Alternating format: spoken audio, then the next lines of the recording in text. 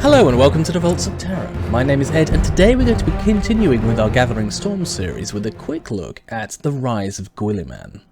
Now, Cadia had only fallen recently when Abaddon received a prophecy from his sorcerers.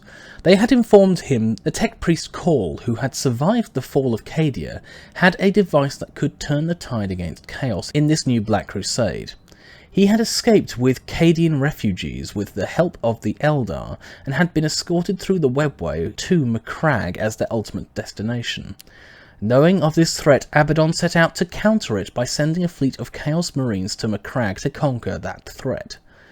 Saint Celestine, Marshal Amalric of the Black Templars and Inquisitor Greyfax led the survivors from Cadia, arriving with their Eldar allies on the shrine world of Laphis in the Macragge system. Unfortunately, Chaos forces had beat them to the system, and the Imperials, in an uneasy truce with their Eldar allies, fought the Black Legion around the Webway portal, who were taken by surprise and defeated by the sudden arrival of the Imperial allies. Moving to a nearby Ultramarines fortress that was under siege, the Allied forces pushed back the enemy forces and convinced the Ultramarines within the fortress of their need to get to Macragge. It's at this point that all of the Inari, besides Ivarain and the Vizarch, return to their Webway portal, their task complete for now.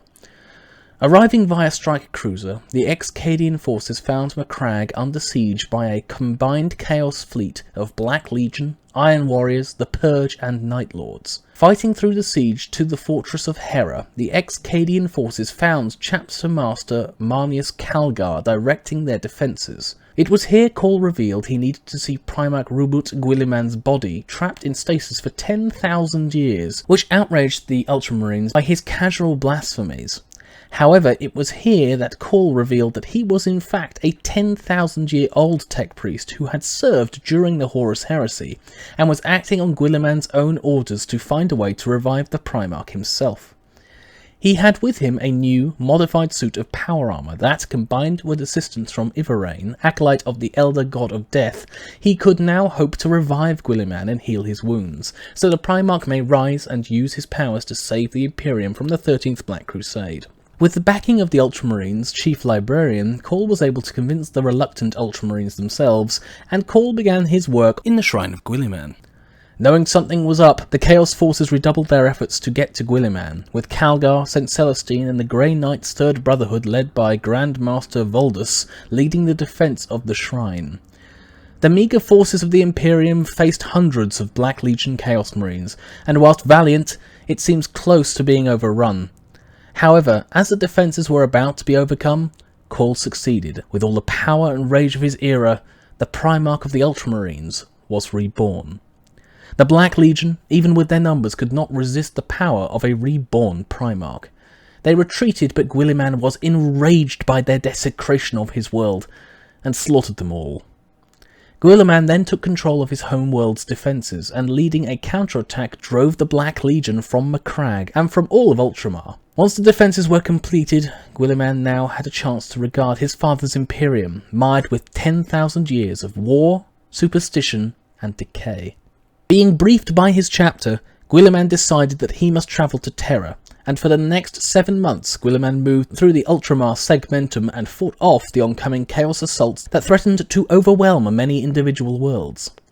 They also were able to combat a plague of blindness caused by Nurgle's champion, the Primarch Mortarion. Guilliman's mere presence cured the afflicted and caused a wave of religious fervour in the citizens of the Imperium, who already regarded him as a demigod.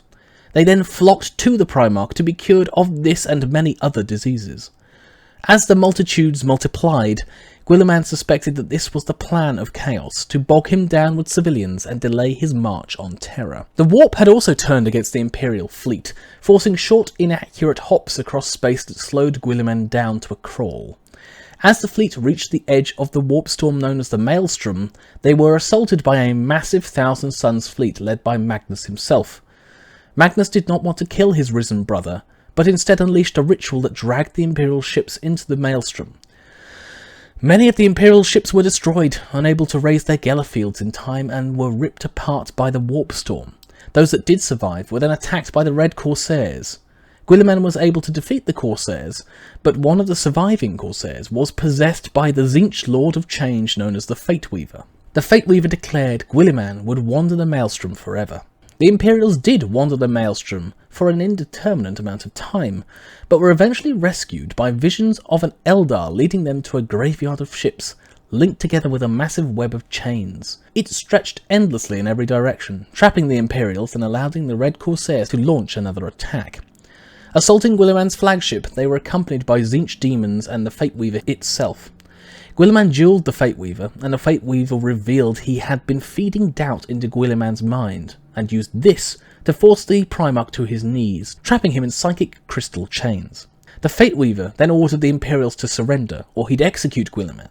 With no other options, the Imperials did so. The Imperials were moved to a blackstone fortress gifted to Huron Blackheart, leader of the Red Corsairs, by Abaddon.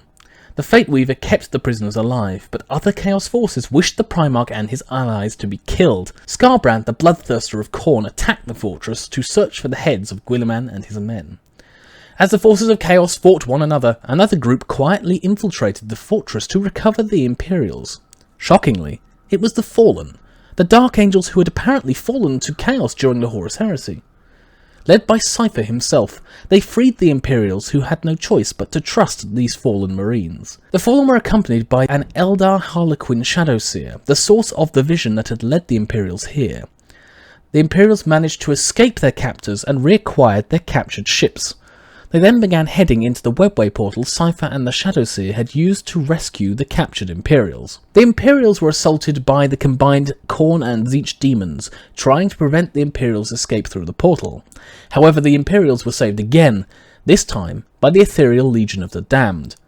As the Imperials reached the portal, Skarbrand arrived and assaulted Guilliman, but Guilliman was saved by the efforts of Black Templar Marshal Amalric, who sacrificed himself to drive his sword through the Bloodthirster's heart.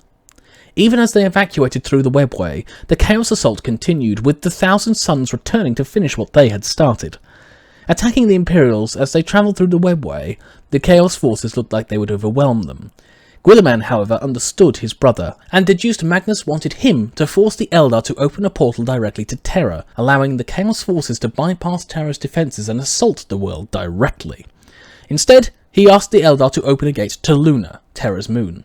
They arrived, and on that cratered surface of Luna, the Imperials faced the Thousand Suns as they flooded through the portal behind them.